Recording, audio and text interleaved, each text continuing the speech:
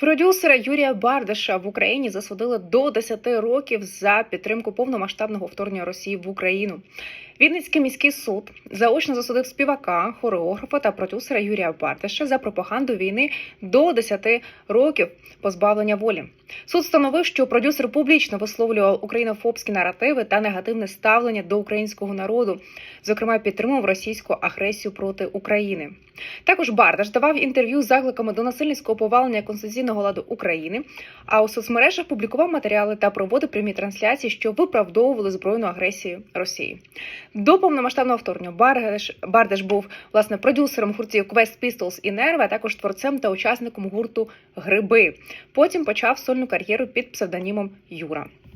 У січні минулого року Бардаш похизувався російським паспортом на тлі портрета Путіна, а у травні минулого року йому оголосили підозру за 4 статтями.